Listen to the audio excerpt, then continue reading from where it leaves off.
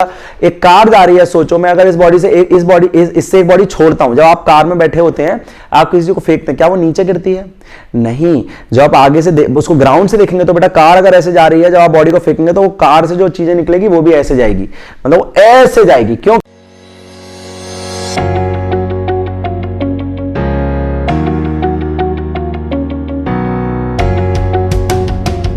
कौन सी problem? River boat problem. बहुत interesting problem है, बहुत ही इंटरेस्टिंग कॉन्सेप्ट है, और जिसमें हम चीजों को देखेंगे। ये सब एक जैसा ही हो गया, lift stone, balloon stone, plane stone, one dimension, two dimension. बस आपको इतना याद रखना है भैया कि अगर दोनों ऑब्जेक्ट अलग अलग हैं तो VA माइनस VB का कॉन्सेप्ट लगेगा, और अगर एक ऑब्जेक्ट में से दूसरे ऑब्जेक्ट को फेंक रहे हैं तो V of body with respect to ground का कॉन्सेप्ट क्या लगेगा? V of body with respect to frame plus frame with respect to ground, ये लगेगा आपका कॉन्सेप्ट। बात तो अभी आपको समझ आई रहेगी। अब आते हैं रिवर बोट की स्टैंडर्ड प्रॉब्लम पे, और इसकी टॉप नॉच से टॉप नॉच प्रॉब्लम्स को सॉल्व करते हैं, और डायरेक्ट जो क्वेश्चन आता है मैं आपको बताऊंगा। क्या होता है रिवर बोट में? जनरल में रिवर होती है सिंपल, उसकी कुछ वेलोसिटी होती है, वो राइट की तरफ फ्लो कर रही होती है, लेफ्ट की तरफ फ्लो कर रही होती है। एक बोट होती है जो स्टार्ट करती है उस पे फ्लो करना, या सॉरी उस पे स्विम करना, या फिर उस पे एक तरीके से सेल करना कहना ज्यादा बेटर होगा। तो एक बोट करती है स्टार्ट, सेल करना, मान लो थीटा डिग्री पे स्टार्ट करती है। सिंपल सिंपल क्वेश्चन आपसे पूछे जाते हैं कि बताइए अगर इसकी रिवर की विड्थ d है तो कितने टाइम में जो बोट है वो रिवर को क्रॉस कर लेगी, और वो x डिस्टेंस में कहां पहुंचेगी? मान लो x में वो x इक्वल टू 0 है तो ये भी x इक्वल टू 0 ही होगा। आपको पता है इस लाइन पे x थोड़ी बढ़ता है, तो यहां कहीं अब यहां कहीं पहुंचेगी। ये कैसे कह दिया सर? हमें तो लग रहा था यहां पहुंचेगी।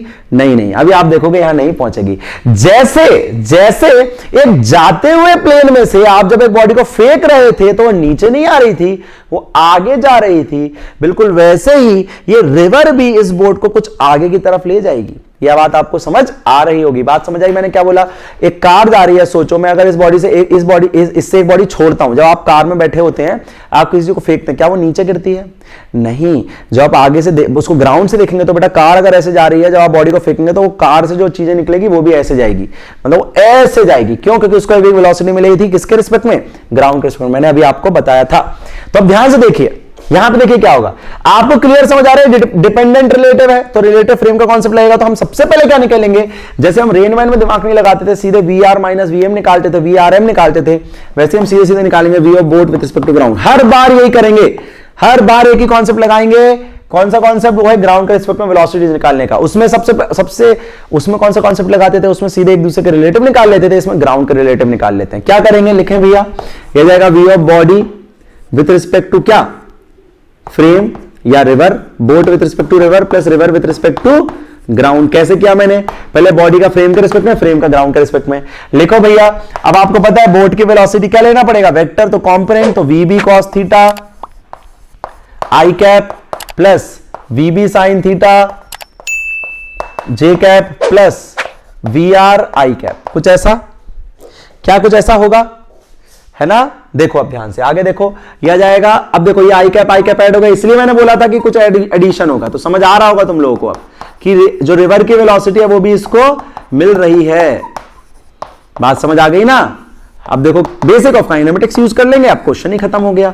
क्या पूछा था? टाइम टू क्रॉस रिवर, यही तो पूछा है। टाइम टू क्रॉस रिवर कितना सिंपल है, देखो आराम सोचो। अगर आप ध्यान से देखो, जो रिवर जो क्रॉस हो रही है वो किस डायरेक्शन में हो रही है? हम ट्रैवल तो ऐसा कर रहे हैं, लेकिन रिवर की जो विड्थ है वो कौन सा डायरेक्शन में? वाई डायरेक्शन में, एक्स डायरेक्शन में?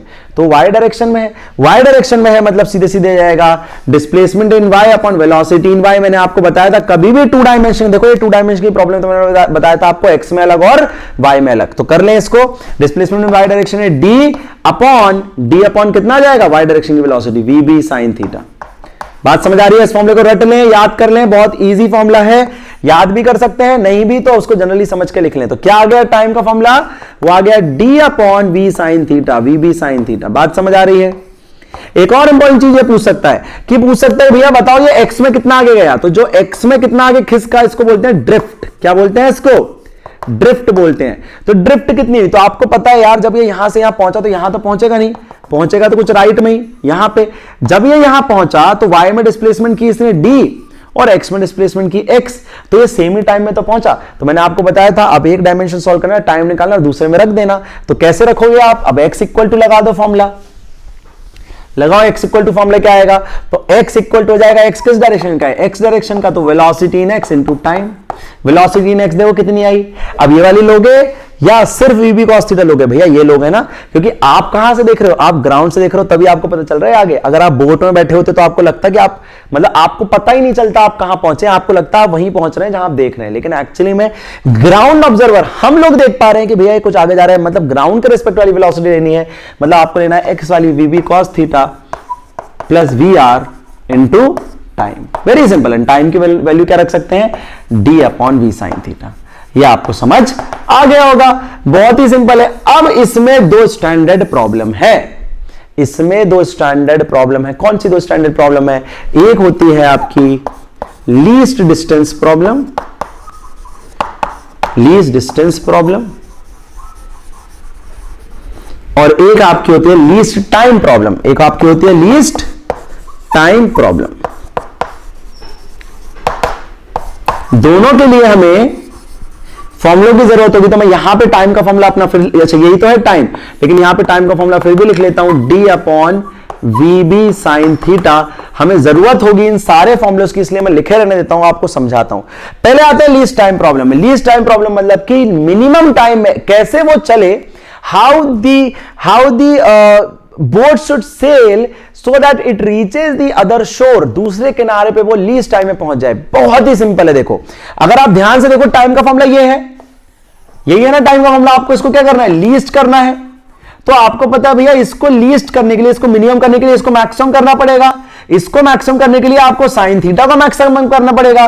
तो टी मिनिमम करने के लिए साइन थीटा मैक्सिमम करना पड़ेगा, जिसके लिए आपको थीटा को 90 करना पड़ेगा। बहुत ही सिंपल कॉन्सेप्ट। मतलब आप याद रख लें आज के बाद कि लीस्ट टाइम के लिए बॉडी को 90 डिग्री पे चलना पड़ेगा। मतलब जब बॉडी 90 डिग्री पे चलेगी तो जहां भी वो पहुंचेगी वो लीस्ट टाइम में पहुंचेगी। कैसे पहुंचेगी, लीस्ट टाइम में पहुंचेगी। बात आपको समझ आ रही होगी। देख लो ध्यान से, फिर से मैंने क्या बताया, लीस्ट टाइम के लिए ये मिनिमम पूरा का पूरा, तो ये मैक्सिमम, तो साइन थीटा मैक्सिमम मतलब थीटा 90, क्योंकि आपको पता है साइन 90 कितना होता है, साइन 90 होता है आपका 1, ये उसकी मैक्सिमम वैल्यू होती है। अगर आपको पता नहीं हो तो आप याद रख लेना, ठीक। तो पहली कितनी चीजें याद हो गई, टाइम का फॉर्मूला सीधे सीधे याद हो गया, सीधे ड्रिफ्ट का फॉर्मूला याद हो गया, लीस्ट टाइम प्रॉब्लम के लिए थीटा याद हो गया, कितना आ गया 90। अब आते हैं सेकंड प्रॉब्लम पे, वो है least distance problem. Least distance problem में मैं आपको यहीं से बता दूंगा क्या होती है लीस्ट डिस्टेंस प्रॉब्लम। अब ध्यान समझना, अगर मैं यहां से चलता हूं बेटा, तो मेरी क्या क्या पॉसिबिलिटी है कि मैं सीधे यहां से यहां पहुंच जाऊं, यहां पहुंच जाऊं, यहां पहुंच जाऊं। अगर मैं यहां चला तो यहां भी पहुंच सकता हूं, लेकिन ऐसा भी तो हो सकता है मैं यहां से यहां पहुंच जाऊं। आप ध्यान से देखना, मैं अगर अपने अलग अलग पाथ ड्रॉ करूं तो कौन सा पाथ शॉर्टेस्ट है, क्या ये पाथ शॉर्टेस्ट है? आप बोलेंगे जी सर ये पाथ शॉर्टेस्ट है, क्योंकि इसके अलावा कोई भी पाथ में आप थोड़ा ज्यादा ही चलेंगे। तो सोचो अगर मुझे यहां से यहां चलना है तो किस डायरेक्शन में मेरे को बिल्कुल नहीं खिसकना है, मैं किस डायरेक्शन में मूव किया, ये तो वाई डायरेक्शन मूव किया, एक्स डायरेक्शन में बिल्कुल मूव नहीं करना। मतलब लीस्ट डिस्टेंस प्रॉब्लम के लिए ड्रिफ्ट कितना होना चाहिए, एक्स कितना होना चाहिए, 0 होना चाहिए। तभी पॉसिबल है जब वेलोसिटी इन एक्स डायरेक्शन 0 होगी। ये तभी पॉसिबल है जब मेरी actual velocity with respect to ground in X direction क्या होगी, 0 होगी। तो मुझे ये समझ आ गया कि मेरे को 2-3 रिजल्ट समझ आए, वो मैं रिजल्ट अब फिर से यहां पे लिखता हूं और फिर मैं उसको यहां पे आपको दिखाते जाता हूं। तो पहले मैंने कहा लीस्ट टाइम, तो लीस्ट टाइम में क्या हुआ बेटा, लीस्ट टाइम में टाइम को मिनिमम कर दिया। तो लीस्ट टाइम में टाइम को जब मिनिमम किया था तो हमें सीधे थीटा इक्वल टू 90 मिल गया था। मतलब हमें याद रखना है कि जब हम 90 डिग्री पर चलना स्टार्ट करेंगे तो लीस्ट टाइम लेंगे। अब हमारी आती है लीस्ट डिस्टेंस। लीस्ट डिस्टेंस के लिए मुझे समझ आया कि भैया मिनिमम मुझे y तो ट्रेवल करना ही पड़ेगा, लेकिन x जो है वो 0 हो सकता है।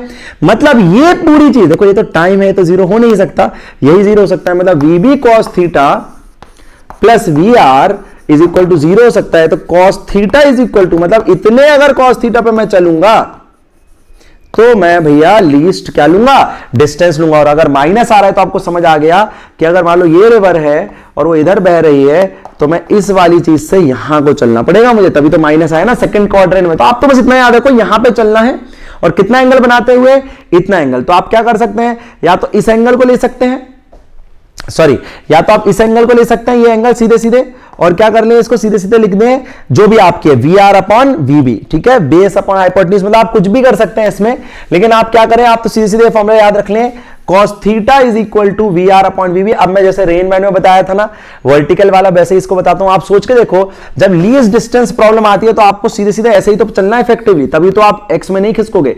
इसका क्या मतलब है, ध्यान समझना, इसका बहुत बढ़िया मतलब बता रहा हूं। अगर मान लो आपकी बोट यहां जा रही है, उसके दो कंपोनेंट होंगे, बेटा सिंपल सी बात है, लीस्ट डिस्टेंस के लिए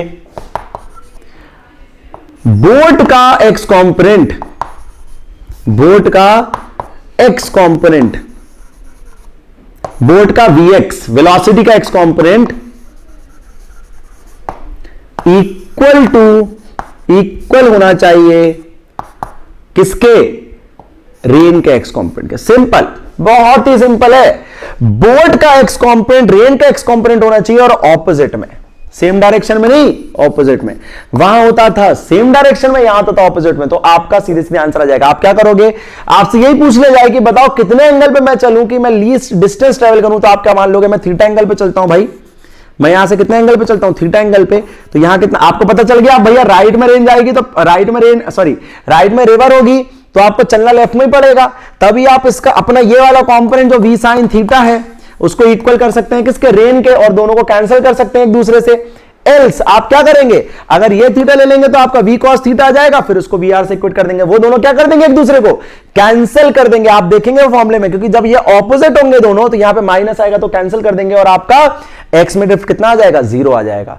ये बात याद आ गई, तो ये बात समझ आ गई क्या करना है, मैंने यहां पे हिंट भी लिख दिया है, बोट का एक्स कंपोनेंट लें और वेलोसिटी इन आर कर दें equal to velocity of river कर दें in opposite direction, least distance problem हो जाएगी, लीस्ट टाइम के लिए थीटा को 90 रख दें, लीस्ट टाइम प्रॉब्लम हो जाएगी। यहां खत्म होती है हमारी सारी की सारी रिलेटिव वाली प्रॉब्लम्स।